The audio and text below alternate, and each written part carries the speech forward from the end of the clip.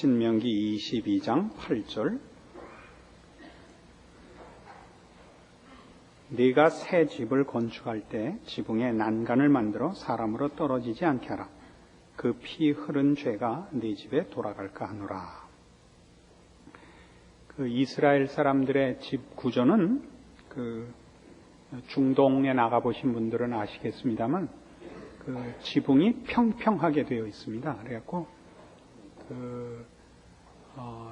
더울 때는 밤에 그 지붕에 올라가서 자기도 하고 또 필요하면 거기에서 무슨 그 모임을 가질 수도 있게 지붕이 우리 같이 이렇게 경사면으로 된 기와나 초가 지붕이 아니고 이렇게 평평하게 되어서 여러 사람들이 올라가서 무슨 모임을 할 수 있는 그런 장소입니다.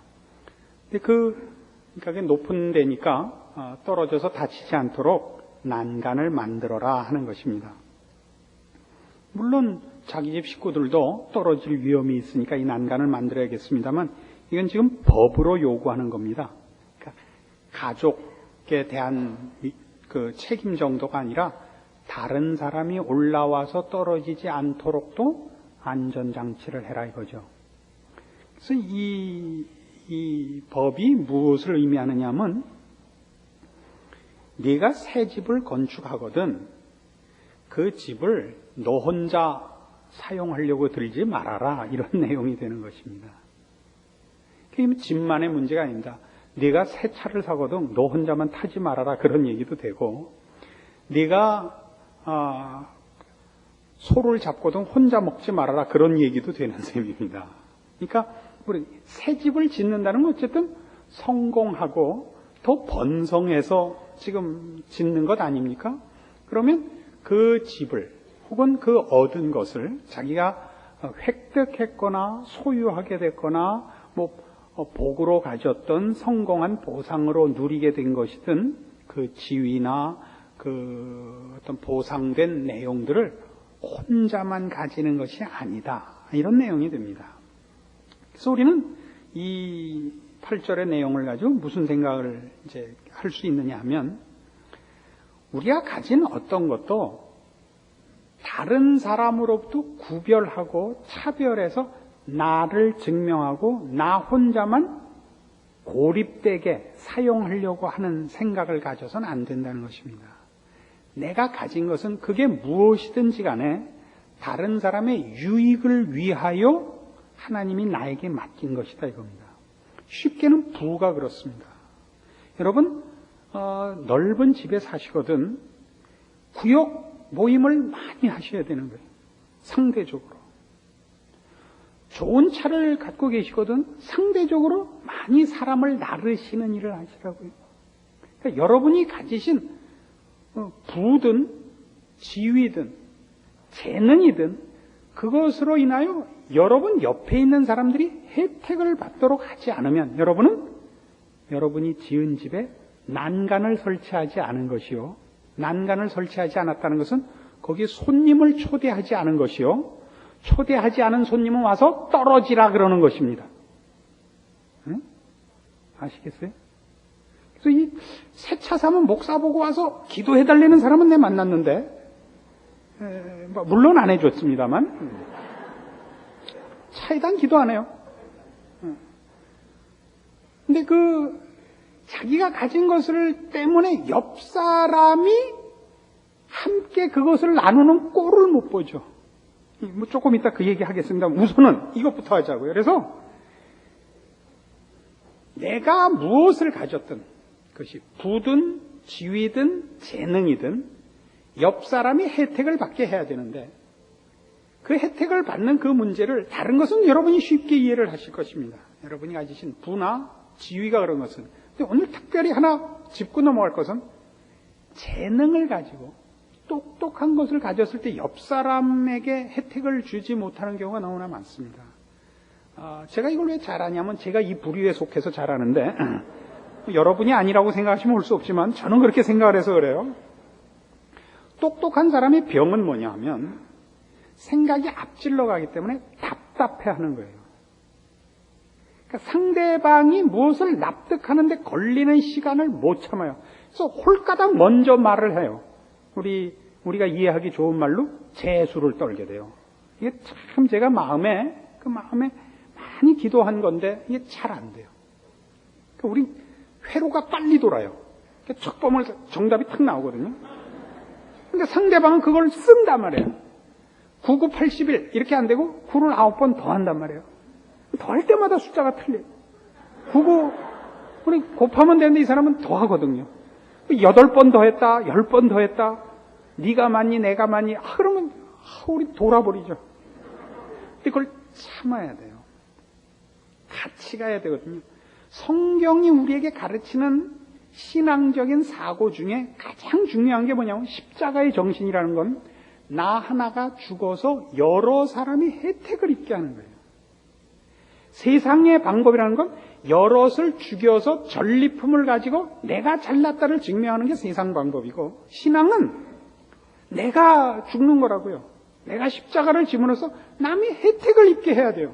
근데 이 재주, 똑똑한 것들은 혜택을 못 입히고 솔라당 먼저 가는 바람에 모든 사람의 마음을 닫게 만들어요.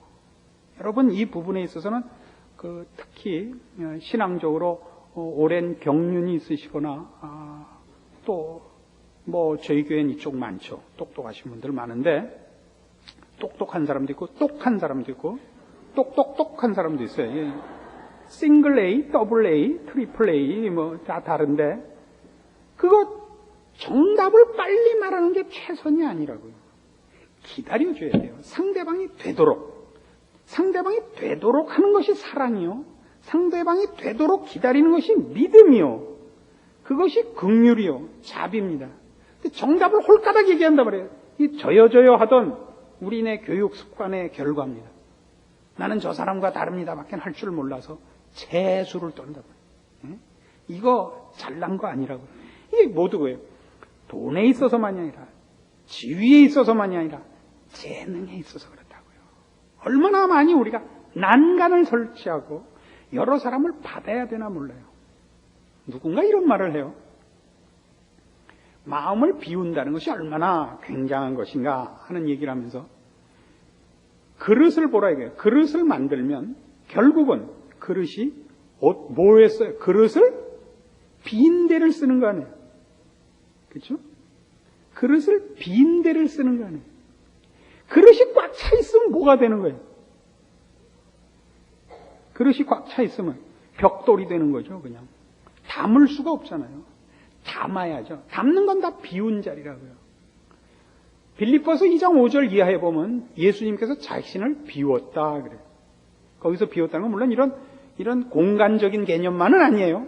자기 주장, 자기 고집, 자기 결정 이런 것을 다 포기하고 성부 하나님의 결정에 따르는 종의 자리에 들어오신 것을 말합니다. 순종하고 충성하는 자리로 오신 것을 말합니다.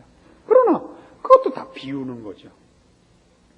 이 비워서 이 안에 무엇을 채우기 위하여 난간을 만드는 거다 이런 얘기입니다. 그래서 로마서 12장에 가면 이런 얘기가 나오죠.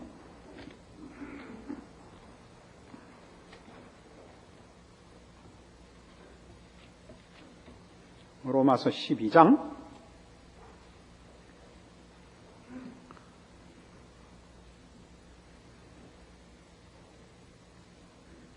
1절에 보시면 그러므로 형제들아 내가 하나님의 모든 자비하심으로 너희를 권하느니 너희 몸을 하나님이 기뻐하시는 거룩한 산제사로 드리라 이렇게 나와요. 너희 몸을 산제사로 드리라. 이건 무슨 얘기냐면 말과 개념 뭐 이런 걸로가 아니라 실제로 그렇게 살라 이거예요. 우리 마음이 갖는 것, 우리가 목표하는 것을 내 삶 속에서 내 몸뚱아리를 가지고 그렇게 실천해라요. 그 중에 이제 쭉 3절 이하에 쭉 어떻게 해야 되는가 하는 얘기가 나오는 중에 8절에 혹 권위하는 자면 권위하는 일로, 구제하는 자는 성실함으로, 다스리는 자는 부지런함으로, 긍휼을 베푸는 자는 즐거움으로 하라 그래요. 이게 참 재밌어요. 왜 재밌냐면 우리보다 구제하면 뭐 어떻게 해요? 주는 사람이 얼마나 댕댕거려요. 주는데 그렇죠? 주는데 얼마나 댕댕거려요. 근데 구제하는 자는 성실함으로 하라 그래요. 그 교회 안에서도 제일 말썽이 나는 경우가 어떤 경우냐면 둘이 다 맞았을 때가 제일 골치 아파요. 둘이 정답을 가졌을 때가 제일 골치 아프고 하나가 틀리고 하나가 맞으면 좀 중간쯤 골치 아프고 둘 다 틀렸을 때는 뭐 골치 아플 게 없어요. 틀렸으니까. 틀린 사람은 댕댕거리잖아요. 그래서 잠시 우겨보지. 맞으면 지가 옳았으면 그렇게 지랄을 떨 수가 없어요. 옳으니까 그렇게 소리를 높여요. 근데 아까도 얘기한 것처럼 신앙상에 옳은 것은 내가 옳은 것으로 끝나는 것이 아니라 상대방을 옳게 만드는 것이 옳은 거예요.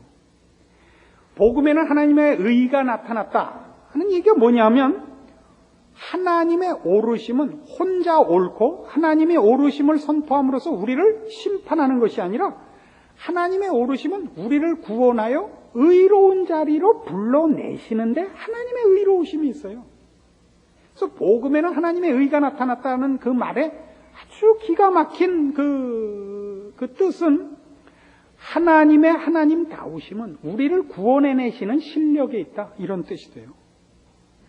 우리가 옳은 것을 얘기할 때 누가 틀린 것을 꼬집어서 내가 옳은 것을 말하잖아요. 그러니까 우리가 누가 잘못했을 때 왜 쫓아다니면서 지적을 하고 정죄를 해요. 난 잘못하지 않았다는 거네요. 제 눈 떴대요. 제 헌금 떼어먹었대요. 제 죄 졌대요. 라고 쫓아다니는 이유가 뭐예요? 난 안 그랬대요. 란 말이에요. 응? 하나님은 그렇게 안 하셨다고요. 복음에는 하나님의 의가 나타나서 믿음으로 믿음에 이르게 하나님. 우리를 구원하시고 우리를 복받게 하시는데 하나님의 하나님다우심이 드러나는 방법. 그러니까 상대방의 잘못을 빙자해서 나의 옳음을 증명하는 이런 식이 아니라 상대방을 옳게 만들어내는 것으로 내 옳음이 열매 맺고 내 옳음이 자리를 차지할 이유가 있는 그런 옳음으로 들어가야 된단 말이죠. 그게 뭐냐? 구제하는 자는 무슨 부요함이나 무슨 능력이 아니라 성실함으로. 구제를 하는 자와 구제를 받는 자는 누가 더 열심을 떨어야 돼요? 여러분 생각에. 구제하는 자가 열심을 떨어야 돼요? 구제받는 자가 열심을 떨어야 돼요? 구제받는 자가 열심을 떨어야 될 것 같죠? 구제해보니까 안 그래요. 구제받는 사람들은요, 걱정이 없어요. 구제하는 사람이 안타깝죠? 구제받는 사람은 걱정이 없어요. 요즘은 뭐 좀 많이 없었는데 옛날에 많다가 요즘 없다가 이제 생기려고 하는 옛날에 많았던 그 거지들 표정에 초조한 거 보셨어요? 가만히 생각해보세요. 거지들 표정엔 초조한 게 없어요. 급한 게 없어요. 그렇게 태평하고 그렇게 만족할 수가 없어요.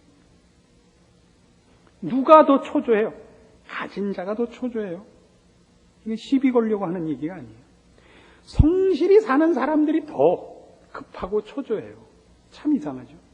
그래서 이 구제를 해보면 여기 먹을 것이 있다 그러면 배고픈 자들이 쫓아오는 게 아니라 이 왼수들은 굶어 죽을 때까지 게으름 떨고 자다가 죽어요. 그래서 죽기 전에 구제하는 사람이 바쁘게 다녀서 쓰러지는 팽이를 살리듯이 꺼져가는 불씨를 살리듯이 가서 구제를 해야 돼요. 그래서 구제하는 자가 바빠요.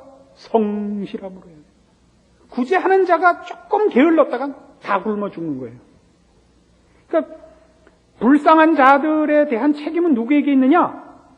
구제해야 되는 자들에게 있는 거예요. 그 사람들의 잘못이 아니라는 거죠. 어떻게 생각하세요? 여러분들 생각에. 저들은 게을르니까 그 벌 받아서 굶어 죽는 거 당연하다. 그렇지 않아요. 성실한 사람들이 불성실한 사람들의 몫을 책임져야 된다 이렇게 돼 있다고요. 새 집을 짓는 사람이 난간을 지으라고요. 땅바닥에서 그냥 금 거놓고 자는 사람들이 난간 짓지 않는다고요. 그 다음에 다스리는 자는 부지런함으로 하라고요. 다스리는 자들이 권세를 갖고 있어서 누구나 줄을 서서 찾아오죠. 뇌물을 주고 부탁을 하죠. 그럼 못 쓰는 거예요. 다스리는 자는 그 다스리는 권세가 자신을 위하여 있는 게 아니에요. 그게 책임이라고요. 다스리는 자는 자기가 다스리는 구역 내에 불공평한 일이 없고, 그렇죠?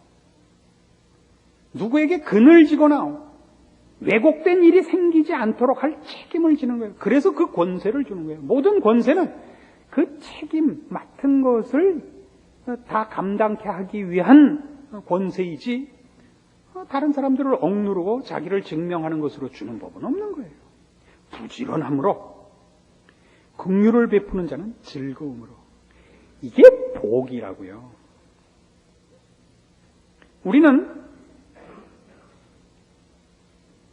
우리가 남에게 주는 자 됐다는 것을 이 세상에서는 억울하게 생각하게 만들어요.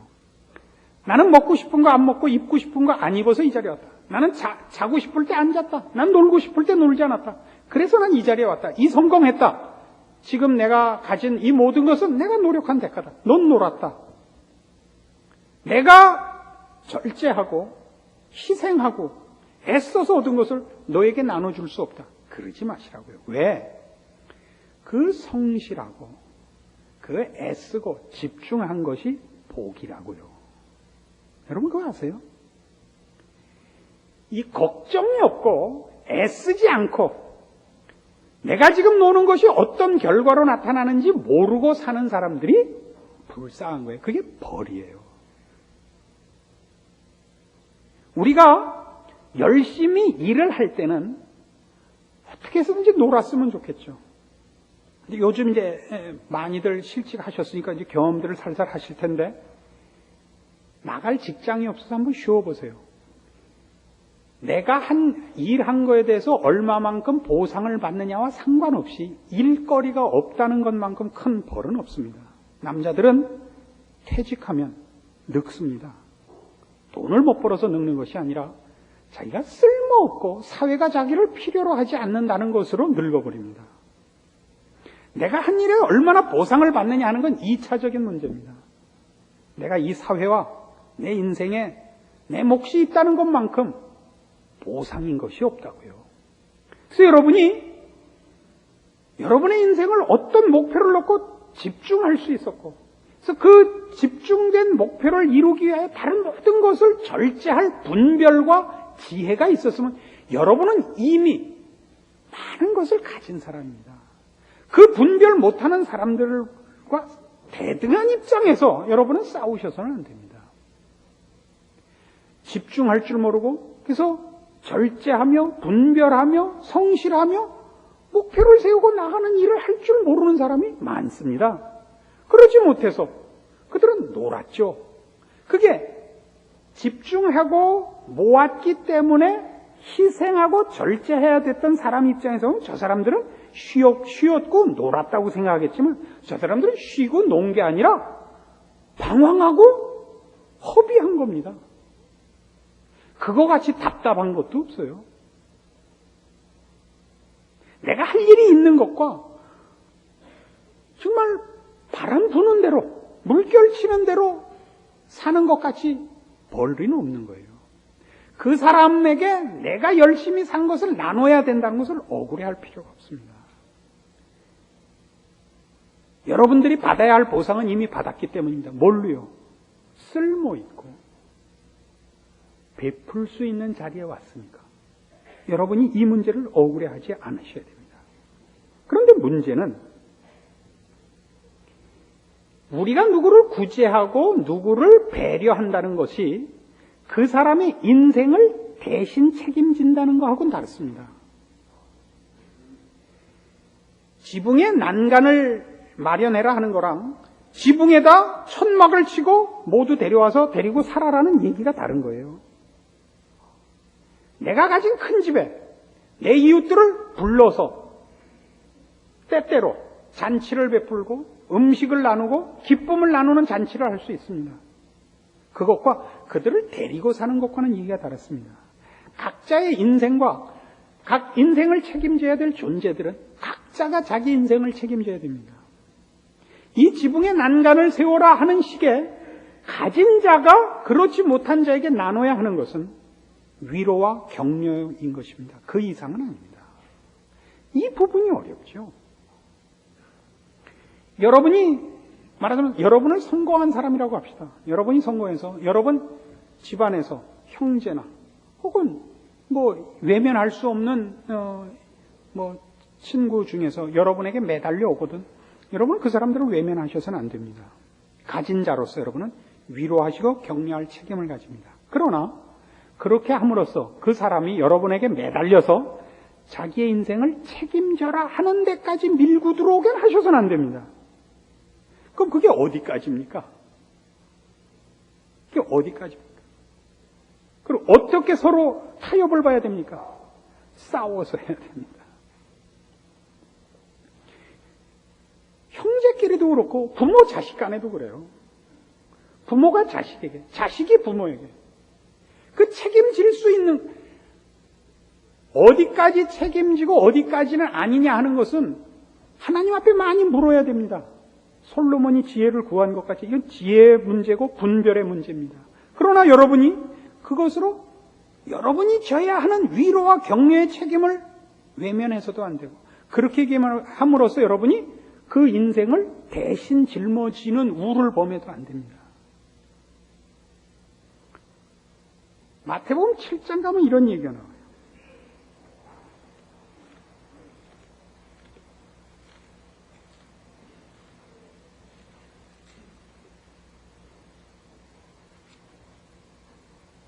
마태복음 7장 6절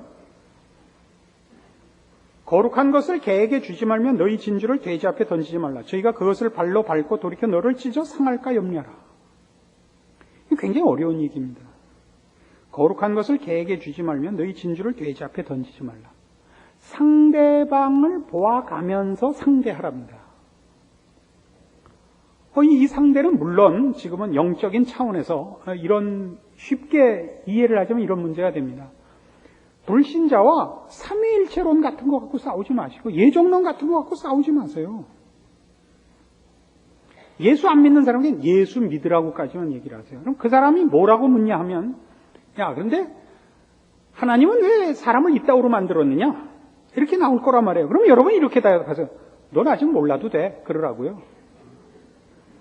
그럼 어떻게 예수 믿으면 그때 가르쳐 줄게 그러세요. 그 이상은 그땐 이게 거룩한 것을 개에게 주지 말며 그건 분명하게.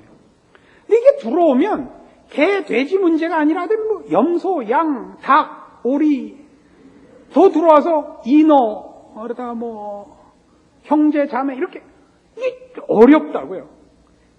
이 사람과는 여기까지만. 그러나 이 사람과는 그거보다 한 걸음 더. 이게 각각 달라지고 그 나눌 수 있는 얘기와 져야 하는 책임의 부분도 다 달라지는 거예요. 그래서 7절 이하가 뭐냐면 구하라 찾으라 문을 두드리라. 그러니까 이 구하라 찾으라 문을 두드리라는 그런 의미에서는 지혜와 분별에 관한 것이에요. 영적인 지혜와 분별. 아무거나 갖다 놓고 구하라 찾으라 두드리라가 아니에요. 그러면서 뭐라고 얘기하냐면 구하는 이마다 얻을 것이요 찾는 이가 찾을 것이요 두드리는 이에게 열릴 것이니라. 너희 중에 누가 아들이 떡을 달라면 돌을 주며 생선을 달라면 뱀을 줄 사람이 있겠느냐. 너희가 악한 자라도 좋은 것으로 자식에게 줄 알거든 하물며 하늘에 계신 너희 아버지께서 구하는 자에게 좋은 것으로 주시지 않겠느냐가 나와요. 그러니까 우리가 하나님 앞에 구해야 할 것은 지금 당장 뭐예요? 아버지와 자식의 관계에서요. 밥 주세요, 용돈 주세요 정도가 아닌 거다 이거예요. 그건 당연한 거죠. 부모가 자식에게 주고 싶은 것, 자식이 부모에게 요구해야 되는 것, 그 아버지의 수준이라고요. 좀 더 깊고 좀 더 고급한 것에 관한 얘기예요 지금. 그래 놓고 12절에 그러므로 무엇이든지 남에게 대접을 받고자 하는 대로 너희도 남을 대접하라. 이것이 율법이여 선지자니라. 대접을 받고자 하는 대로 남을 대접하라. 그러니까 우리가 이제 제가 주일 아침하는 히브리서를 이제 마치고 이 마태복음으로 갈 거예요. 마태복음 가서 이 부분 가면 더 자세히 설명을 하겠습니다만, 우리가 사람에 대해서 대접을 할 때 이 사람과 나는 어떤 관계인가? 이 사람과 나는 도대체 어느 만큼 짐을 나눠지는 상대인가? 이런 분별과 지혜가 없으면 안 되는 거예요. 세상은 우리의 본향이 아니에요. 그렇다고 우리가 세상을 외면하고 불신자들하고는 쳐다보지도 않고 사냐면 그렇지 않단 말이죠. 이 세상에 나가서 우리가 사회생활하면서 예수 믿습니까? 안 믿습니까? 물어보고 뭐 차 타고 물어보고 콩나물 사고 그렇지 않는단 말이에요. 이런 모든 문제들에 대하여 우리에게 영적 분별이 있어야 돼요. 영적 분별. 그러니까 이런 차원에서 얘기해요. 이런 차원에서 우리가 어떤 책임을 지며 어느 만큼 또 그 책임을 져야 됩니다. 우리가 어떻게 세상 사람과 다르게 우리가 가지는 사랑과 우리가 가지는 신자된 책임이 내가 있음으로써 내 이웃에게 유익을 주는 자인가? 그리고 그것이 어떻게 책임인가? 그것이 난간을 세우라요. 그러면서도 그것이 그 사람을 대신해서 내가 그 사람 인생을 대신 산다든가 그 사람이 죄할 짐을 내가 홀딱 대신 진다는 이런 개념이 아니라 그 사람을 힘을 얻고 본인이 성숙해서 내가 있는 자리에 오도록 만들자는 것이지 그 사람을 바지저고리를 만들자는 것도 아니고 돕고 돕다 안 되면 외면해버리자는 얘기도 아닙니다. 여기에 말하자면 신자된 책임 있는 우리의 자리와 또 분별과 실력이 있어야 되는 것입니다. 그래서 신앙생활을 해보면 그렇게 간단하지 않아요. 뭐가 간단하지 않냐면 쉽게 수고하고 무거운 짐진 자들아 다 내게로 오라. 내가 너희를 쉬게 하리라. 뭐 이 구절 하나 외우고 내게 능력 주시는 자에서 내가 모든 것을 할 수 있느니라 하나 외우고 할 수 있거든이 무슨 말이냐 하고 째려보는 거 하나 외우고 이래갖고 되는 게 아니에요. 죄 많은 이 세상은 내 집안이네. 뭐 이러면 그런 찬송구 하나 부르고 내 모든 보화는 저 하늘에 있네. 이러면 다가 아니에요. 왜? 내 인생을 사는 동안 내가 커야 하는 것만큼 내가 만나는 사람과 나에게 맡겨진 사람들을 그때 그 실력에 맞게 위로하고 격려하되 그 사람이 나에게 기대서 널브러지지 않게 하면서도 도망가지 않게 붙잡는 실력 있는 분별과 복잡한 싸움을 하면서 가야 된단 말이에요. 아시겠나이까? 그래서 신앙생활이 이렇게 그냥 오면 주여 난 걱정이 없사옵나이다. 넌 왜 인상 쓰고 다니? 이렇게 간단하진 않다고요. 우리의 평생에 어떤 때 씨를 뿌리는 것 같고, 어떤 때 김을 매는 것 같고, 어떤 때 추수하는 것 같아요. 그러나 어떤 논에서는 전혀 싹도 안 나는 것 같고, 그렇게 평생을 나 자신을 위하여. 그래서 나 자신 하나가 서 있으면서 나에게 맡겨진 그 시대와 이웃과 권력과 친척과 또 전생에 왼수가 업으로 만난 모든 왼수들과 그 짐을 지되 그게 그런 짐이란 말이에요. 홀딱 지는 것은 아니되 그렇다고 아닌 것이 아닌 그 사람이 자기 짐을 질 수 있게 힘을 주되 그렇다고 금 밖에 서서 코치만 하는 것이 아닌 시장 한 번 하고 말았으면 좋은데 그런 것이 아닌 아시겠죠? 평생 끊어지지 않는 짐이면서 홀딱 내 자랑으로 오는 것이 아닌 이거 오늘 되게 어려운 설교를 했다 이거. 그런 짐을 져야 되는 것입니다. 그래서 우리 그 세상 사람들도 그렇고 성도들도 그런데 뭐가 있냐면 어떻게 한번 확 해서 이렇게 확 해서 짐이 이렇게 끝나는 무슨 방법이 있으면 좋겠단 말이에요.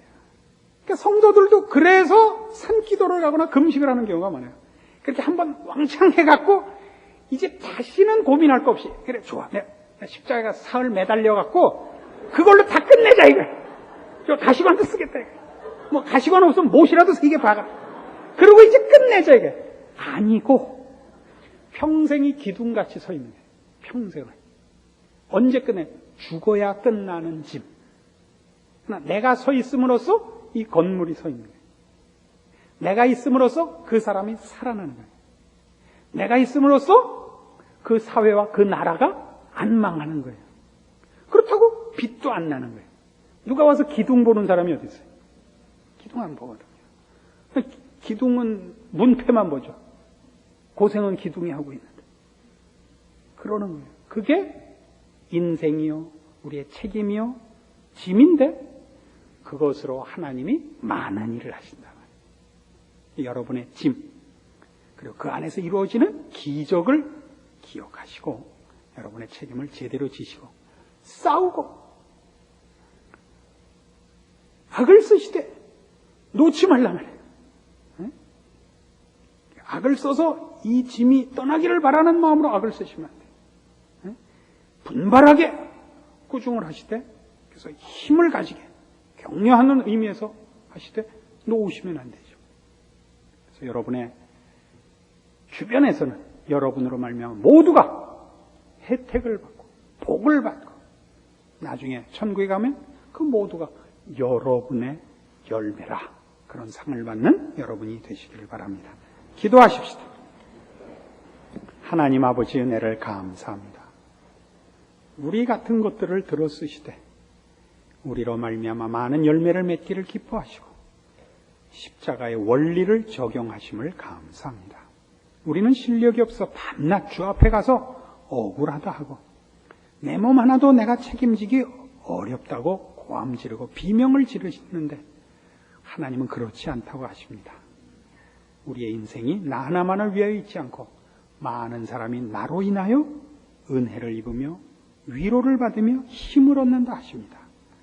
이 복된 십자가의 기적의 사역에 초대받은 복된 인생인 것을 기억하고 감사함으로 충성하고 지혜와 분별을 주 앞에 구하며 이 십자가의 법을 이룰 복된 실력을 구하는 자로서 우리의 인생을 주 앞에 바치는 결심과 실천과 끝이 있도록 주의 말씀을 들은 심령들 지켜주시옵소서.